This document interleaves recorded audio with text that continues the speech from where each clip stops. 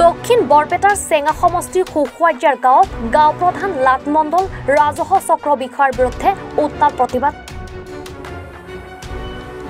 অভিযোগ অনুসৰি যোগ্যসকলক বঞ্চিত কৰা হৈছে চৰকাৰী সাহায্যৰ পৰা। হিতাধিকাৰীৰ তালিকা এখনক লৈ উত্তাল প্ৰতিবাদ। নৰখহনীয়াত ক্ষতিগ্ৰস্ত লোকলৈ চৰকাৰে আবণ্টন দিয়া ক্ষতিপূৰণ নাপালে প্ৰকৃত হিতাধিকাৰীয়ে। তাৰ সলনি অনা ক্ষতিগ্ৰস্ত লোকৰ নামহে সোমাল তালিকাখনত।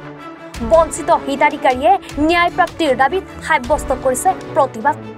উল্লেখ্য যে গাঁওখনৰ কেইবাটাও পৰিয়াল নৰখহনীয়াত হৈ পৰিছিল গৃহহীন। ৰাজহ বিভাগৰ জৰিয়তে চৰকাৰী ক্ষতিগ্ৰস্ত পৰিয়ালবোৰলৈ ক্ষতিপূৰণ তথা পুনৰ সংস্থাপনৰ বাবে আবণ্টন দিছিল প্ৰায় 1 লাখ টকাকৈ। গাঁও প্ৰধান লাটমণ্ডলাদিয়ে প্ৰস্তুত কৰিছিল হিতাধিকাৰীৰ তালিকাখন।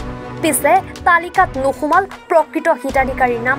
তাৰ বিপৰীতে একাংশ ধনী আৰু ক্ষয়ক্ষতি নোহোৱা পৰিয়ালৰ নামহে অন্তৰ্ভুক্ত হল তালিকাখনত।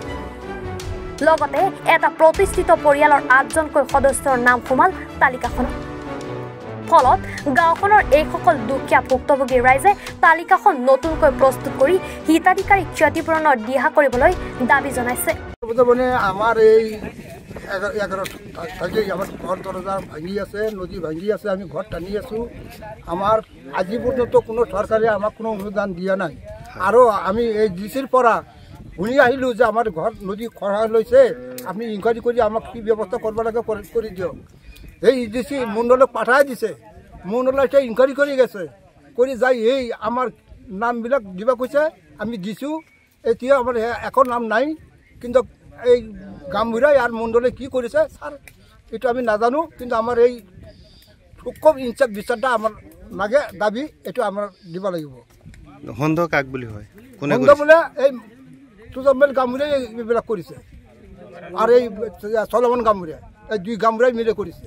আপোনালোকৰ নামত হোৱা নাই? হোৱা নাই, আমাৰ নামত হোৱা নাই। আজি যার 50 বছর আগত যার ঘর বাস্তি করে আছে, তার পাকা করা ঘর, তার নামত 95,000 কোটি টাকা সোমাব পাৰে। আর আমি গড়া খহনীয়া মানুহ, আমার নামত কিয় নহ'ল?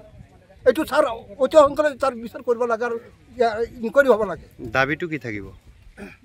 দাবী আমাৰ গড়া খহনীয়া মানুহৰ যি ব্যৱস্থা কৰিব লাগে চৰকাৰে কৰিব লাগিব। আমাৰ ইয়াত আজি প্ৰায় 2011 চনৰ পৰাই আমাৰ ইয়াত পুৰা গৰাখহনীয়া হৈ আছে। গৰাখহনীয়াৰ ফলত মানুহে নদী ভাঙোতে একবাৰ উত্তৰ ফালৰ পৰা ভাঙোতে একদম দক্ষিণ ফালে আহি আছে, ভাঙি আছে। এতিয়া আৰু মানুহৰ ঘৰ উঠাবৰ ঠাই নাই, ঠাই নোহোৱা হৈছে। যিসকল মানুহৰ এক মুঠি মাটিও নাই ঘৰ উঠাবৰ কাৰণে, সেইসকল মানুহে মেলহৰ মাটিৰ আশ্ৰয় লৈ আছে। সিহঁতে চৰকাৰৰ পৰা কোনো অনুদানো পোৱা নাই। আজি আমি দেখিছোঁ যে যিসকল মানুহৰ চৰকাৰৰ অনুদানত নাম সোমাই, হিতাধিকাৰীৰ নাম সোমাই আছে, সেইসকল মানুহৰ আজিলৈকে আজিৰ পৰা 50 বছৰ আগৰে পৰাই সিহঁতৰ ঘৰ সাজি আছে। যি ঠাইত সেই ঠাইতে ঘৰ আছে, এতিয়ালৈকে সিহঁতৰ ঘৰ তাতেই আছে, কিন্তু সিহঁতৰ নাম এটা পৰিয়ালৰ 8জন মানুহ নাম সোমাইছে। কিমানকৈ? 95,000 টকা সোমাইছে। আমাৰ এইটোৱে দাবী যে চৰকাৰক আমি এইটো অনুৰোধ জনাওঁ যে অচিৰেই টকাটো এই ভুৱা এই হিতাধিকাৰীৰ নামত টকাটো বন্ধ কৰিব লাগে আৰু ন্যায্য মানুহখিনিক টকাখিনি পাব লাগে। আৰু এইটোৱে আমাৰ দাবী। আৰু চাৰ্কল অফিচাৰৰ বিৰুদ্ধে তদন্ত হ'ব লাগে, গাঁওবুঢ়াৰ বিৰুদ্ধে তদন্ত হ'ব লাগে। এইখিনি কোনে কৰিছে বুলি সন্দেহ হয়? এইটো কোনে কৰিছে মানে আমাৰ ইয়াত লোকেল গাঁওবুঢ়াই কৰিছে, তাৰপিছত চাৰ্কল অফিচাৰে কৰিছে, মণ্ডলে কৰিছে। গাঁওবুঢ়াৰ নাম কি আছে? গাঁওবুঢ়া তোজামেল গাঁওবুঢ়া। মণ্ডলৰ নাম আবুল হুছেইন। দাবী কি থাকিব? দাবী মানে এইটো অচিৰে তদন্ত হ'ব লাগে আৰু টকাখিনি বন্ধ হ'ব লাগে। নগৰবেৰাৰ পৰা বাহাৰুল ইছলামৰ ৰিপৰ্ট, এনি ভাৰত 24। নমস্কাৰ, মই অজয় ফুকন আৰু এইখিনিতে সমূহ এনি ভাৰত চেনেলটোৰ যিসকল কৰ্মকৰ্তা আছে সকলোৰে মোৰ ফালৰ পৰা শুভেচ্ছা জ্ঞাপন কৰিছোঁ। অসমৰ আচলতে সংবাদ জগতত নতুনকৈ আচলতে এটি আত্মপ্ৰকাশ ঘটিছে আমাৰ নিউজ চেনেল এনি ভাৰত। আৰু এনি ভাৰতৰ এটা খুব ধুনীয়া এটা অনুষ্ঠান হ'বলৈ গৈ আছে। সকলোৱে জানে, আমাৰ সকলোৰে মৰমৰ হাৰ্টথ্ৰব জুবিন গাৰ্গৰ গানে কি আনে, আচলতে জুবিন দাৰ সেই গীতৰ আধাৰত আমাৰ হিৰুদাই লিখা সেই গীতটি গানে কি আনে, এই গানে কি আনে নামৰ এটি তেওঁলোকে সাংগীতিক ৰিয়েলিটি শ্ব' কৰিবলৈ গৈ আছে। আৰু 15 আগষ্টৰ পৰা গোটেই আৰম্ভ হ'ব। প্ৰথম অডিশ্যন অসমৰ ধেমাজি জিলাত আৰম্ভ কৰিব।